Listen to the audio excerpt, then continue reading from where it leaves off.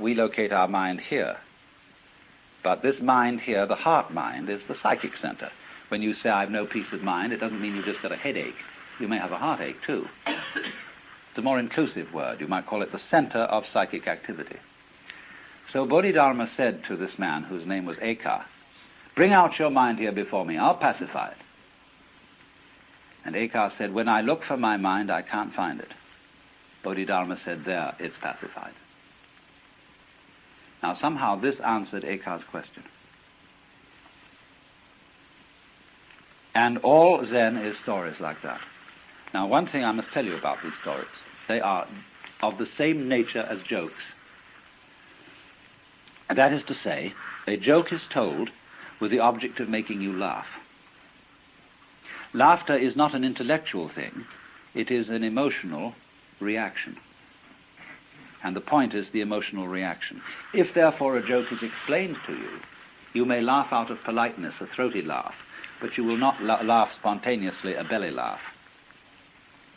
Now the object of Zen stories is not to produce laughter, but to produce awakening, clarification, enlightenment, or what is called in Japanese, satori.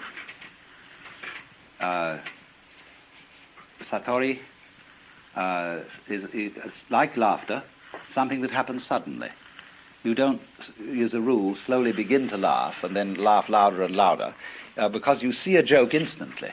A joke is always a matter of an aha.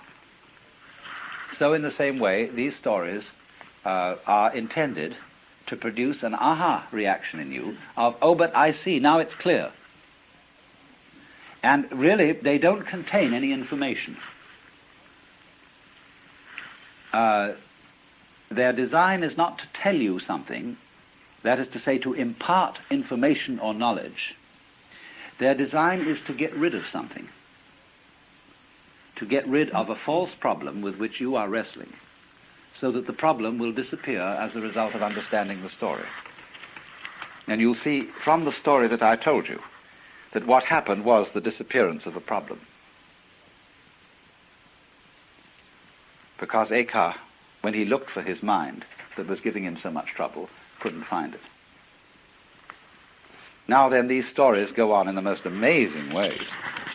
And I might retail a few, although some of them may be familiar to you. I'll try and choose ones that are probably less familiar.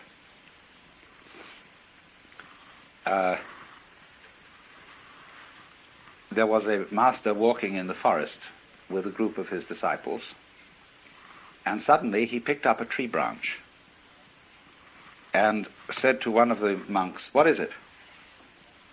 And the monk hesitated, didn't answer immediately, so the teacher hit him with it.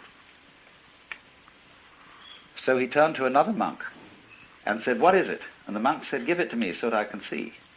And the master tossed him the branch. He caught it and he hit the master with it.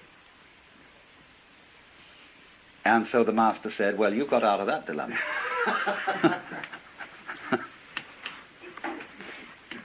There was another occasion when an officer of the army came to a Zen master and said, "Sir, I've heard a very strange story and I want to know your answer to it. Once upon a time there was a man who kept a goose in a bottle, and it grew so large that he couldn't get it out. Now he didn't want to break the bottle and he didn't want to hurt the goose, so how does he get it out?" And the master changed the subject and said something like, "It's a nice day today, isn't it? And the waterfall making a lovely sound outside." And so they went on in pleasant conversation. And then the officer got up to leave, and as he walked away to the door, the master said, "Oh, officer!" And he turned around and said, "Yes?" And the master said, "There, it's out." Another time, there was a famous master called Suibi, and he was asked, "What is the secret teaching of Buddhism?" And he was asked this in the lecture hall, where other monks were studying. And he said, "Wait till there's no one around and I'll tell you." So later in the day, the monk accosted him and said, "There's nobody around now. What is the secret teaching of Buddhism?" So he went into the garden with this monk and he pointed at the bamboos. And the monk said, "I don't understand." He said, "What a tall one that is. What a short one that is." And this awakened the monk. Then there was another monk whose name was Gute. And whenever people came to ask him question about Buddhism, he'd hold up a finger. That was the only answer he'd give. Well, he had an attendant. And one day, somebody came to the temple to inquire about the teaching being given there, and the master was apparently out, and his attendant was there. So the investigator said, "What is your teaching here?" And the attendant held up a finger. Went away, but actually the master had been there. He was peeking from behind a screen. And so he came out to this boy and said, "What's the fundamental teaching of Buddhism?" And the boy held up a finger. Instantly the master drew a knife and cut it off. And the boy was very dismayed and rushed away yelling. So the master said, "Hey, come back!" As he came back, he said, "What's the fundamental principle of Buddhism?" And he went to hold up the finger, and it wasn't there. And he was enlightened.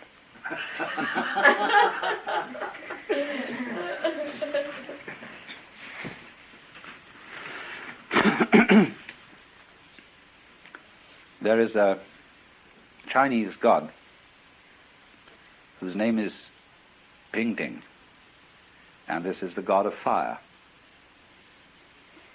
And there was a monk who was traveling, and he came to a new master. He had been to someone else, and he said, "Well, who did you study with before you came to me?" Or he said, "I studied with so-and-so." He said, "What did he teach you?" Well, he said, "When I asked about the fundamental meaning of Buddhism, he answered me, 'Ping comes for fire.'" Well, the master said, "That was an excellent answer, but I bet you didn't understand it." "Oh, yes," he said, "I understood it, because Ping is the god of fire. And when, if Ping should ask for fire, that would be like me asking about Buddhism, because I'm really a Buddha already." The master shook his head. I said, "I knew it." He said, "You missed the point completely." Well, he said, "Well, how would you deal with it?" The master said, "You ask me." So the monk said, "What is the fundamental principle of Buddhism?" And the master said, "Ping comes for fire." And the monk got the point. Well, you know, you can go on with these stories indefinitely. And but you'll notice certain dynamics in them. They require, as a rule, a solution to a dilemma. Or they do something that creates what we would call a state of blockage. When you're posed with something completely unusual, and you don't know how to react to it in a normal, automatic way. You see, if somebody says to you in the street, "Good morning," you say "Good morning," and you're not being spontaneous, you're being merely automatic. But when somebody comes up to you and says, "Are you saved? Or do you accept Jesus Christ as your personal savior?" It's a very unusual question, and it stalls most people. They say, "Well, what do you mean?" Or something funny like that, you know, or they feel embarrassed by religious questions. And or somebody might say to you, "Why have you got such long toenails?" When you're wearing a shoe and nobody can see it, you see. Anything that absolutely disrupts the normal flow of interchange. Well, then you're nonplussed. And the object of Zen is never to be nonplussed. That's, you see, to be nonplussed is the real meaning of the Buddhist doctrine of what's called bonno in Japanese, which means entanglements or defilements, or attachments, we might call them. Worldly attachments. It is not a worldly attachment in Buddhist philosophy to enjoy dinner. That is natural, you see. It is not a worldly attachment to need to sleep. That is perfectly natural. But it is worldly attachment to be sticky. That's to say, to be like a wheel that sticks on the axle and squeaks. So we are sticky when we are in a certain way self-conscious. We are, as we would say, all balled up or all clutched up. And we've lost our original spontaneity. And we are not, as it were, flowing with the stream of the Tao, the course of nature, or whatever you want to call it. So then all these questions put you in a dilemma. And the point is to see if you can get out of the dilemma without a moment's hesitation. That doesn't mean doing it quickly, necessarily, because if you're in a hurry to give a quick answer, that itself is a form of blockage. You should all read in this connection a translation in Suzuki's book, Zen and Japanese Culture, of a letter written by Takuan, who invented pickled radishes. I told you about, those yellow daikons are called Takuan after this man.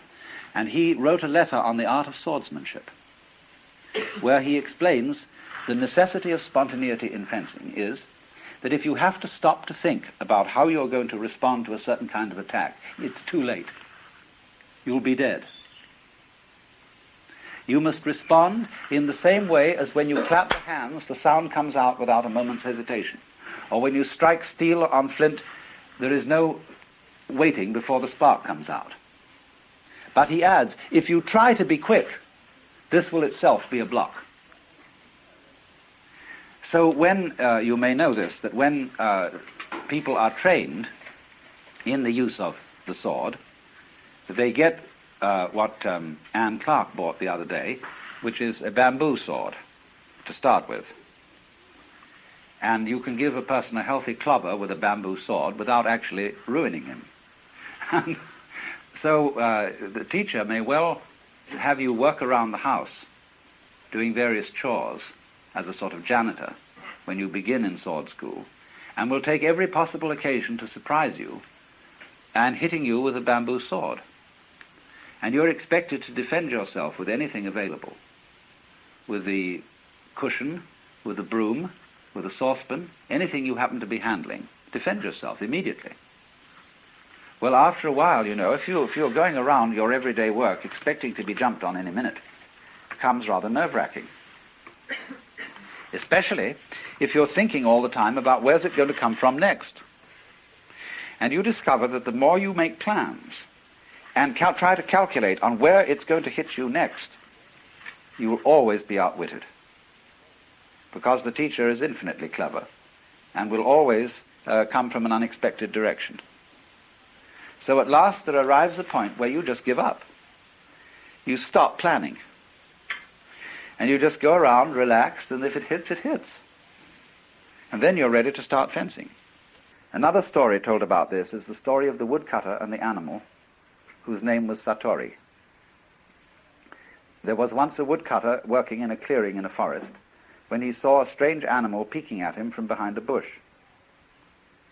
And thinking